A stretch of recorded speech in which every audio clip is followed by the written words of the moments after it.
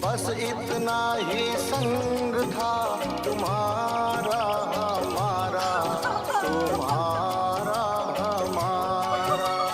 जाओ बेटी खुश रहना, ले लो आशीष हमारा।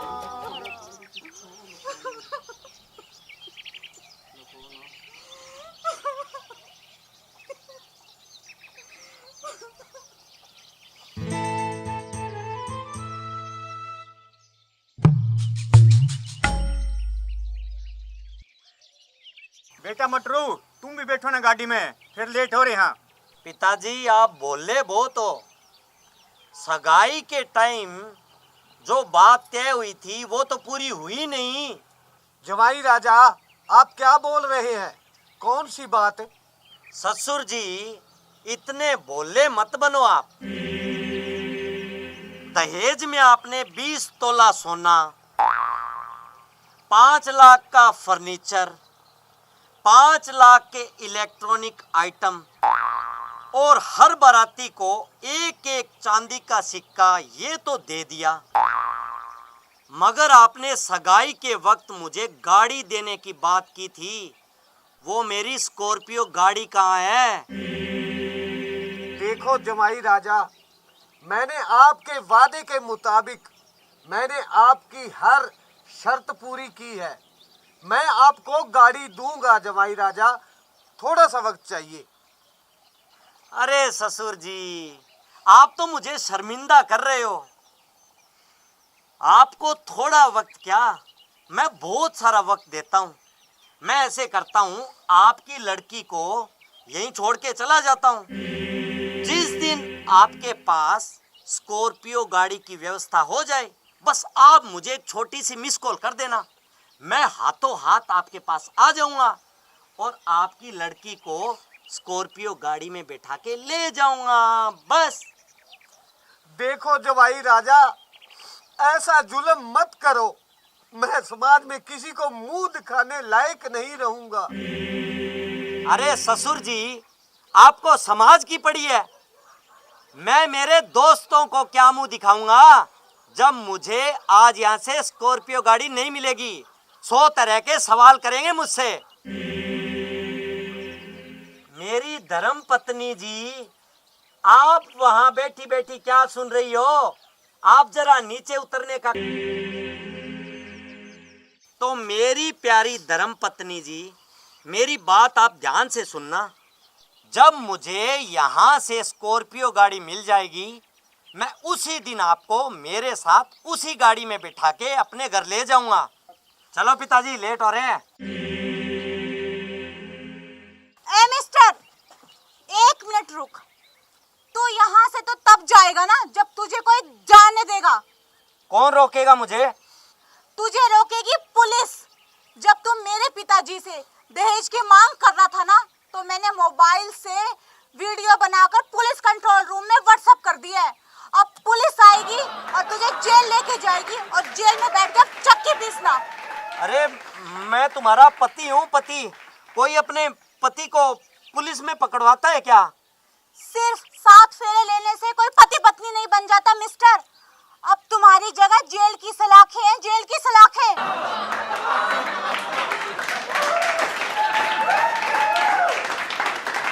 मुझे माफ कर दो, मुझसे बहुत बड़ी गलती हो गई। तुम्हें पता है, मेरी माँ घर पे इंतजार कर रही है नई नवेली दुल्हन का। तुम मेरे साथ चलो। तेरे साथ जाए मेरी जुत्ती। वाह बेटी वाह, मान गए तुझे। बेटी हो तो ऐसी।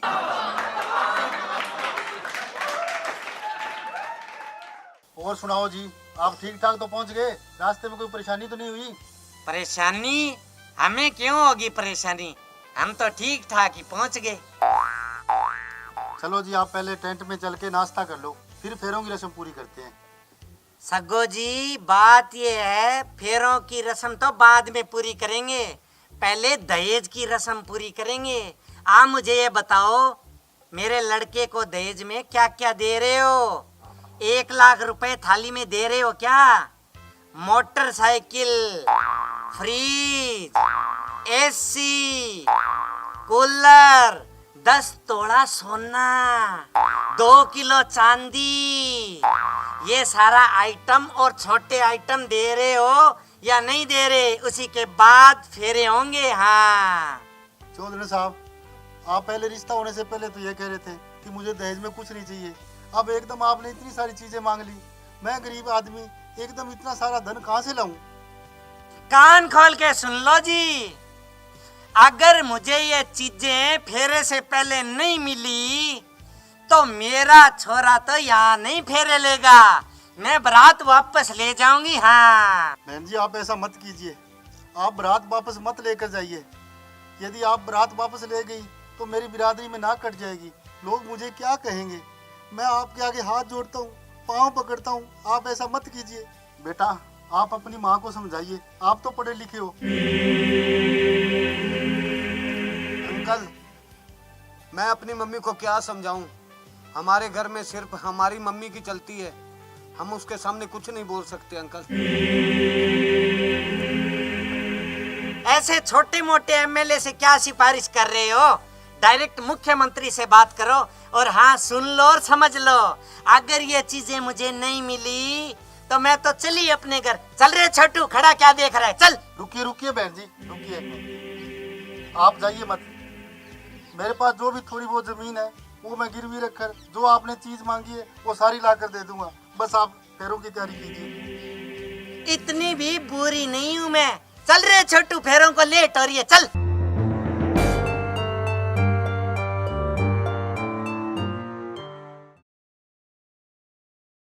जरा घूंघट तो उठाइए, मैं आपके नूर से चेहरे के दीदार तो कर लूं।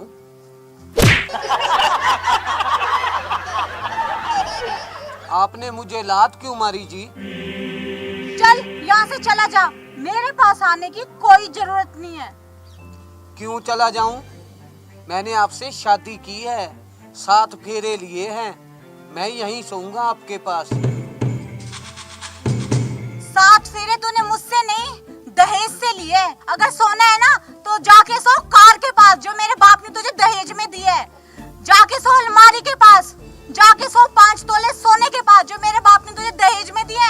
जाके सो 2 तोले चांदी के पास, और जाके सो उन सारे दहेज के सामान के पास जिसकी वजह से तेरी माँ ने मेरे बाप को सरेआम बेइज्जत किया। जा, दफा हो जा यहाँ से।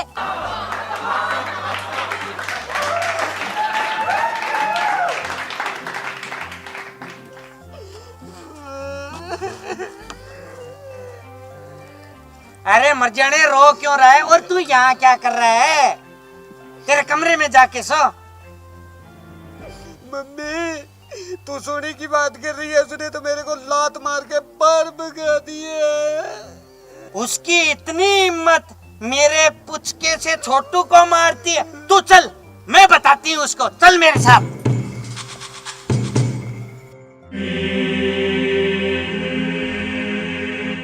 करमजली, तेरी इतनी हिम्मत, हमारे ही घर में हमारे ही कमरे से तू मेरे छोटू को निकाल रही है, हैं? मुंह फूटी कहीं की, कैसे निकाला तूने? अरे माँ जी, आप गुस्सा क्यों हो रही है? इन्हें सोने के लिए मैंने कब मना किया? इन्हें सोना है तो अलमारी के पास जाके सोए, अगर सोना है तो 5 तोले सोने के पास जाके सोए, 2 किलो चांदी के पास जाके सोए। आखिर आपने मेरी शादी इनसे थोड़ा ना करवाई है, इनकी शादी तो दहेज के साथ हुई है। और आपको बहू थोड़ी ना चाहिए थी, आपको तो दहेज चाहिए था, दहेज। अरे आप सास थोड़ी ना, आप तो एक भिखारन है जो अपने बेटे को एक लड़की वालों के घर जाके बेच आई। आपको तो ये भी नहीं पता कि एक बेटी के बाप की इज्जत क्या होती है। मेरे बाप ने अपनी जमीन गिरवी रखकर मेरी शादी इनसे करवाई, लेकिन आप तो ना तो किसी की इज्जत करना जानती है और ना ही आप एक बेटी के बाप का दर्द समझ सकती है। आपको तो बस धन चाहिए, धन। बेटा, तूने तो मेरी आंखें खोल दी।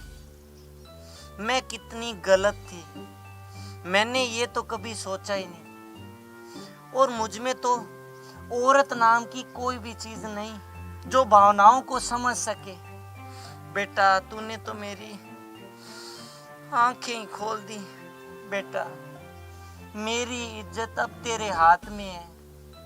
तू ये घर बसा ले और मैं तेरे बाप के सामने हाथ जोड़ूंगी, उनके पांव पड़ूंगी। जो मैंने उनके साथ गलत बर्ताव किया, नाक रगड़ के माफी मांगूंगी। बेटा तू बस मेरा घर बसा दे।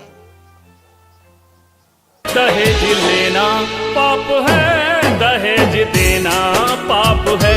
दहेज लेना पाप है, दहेज देना पाप है।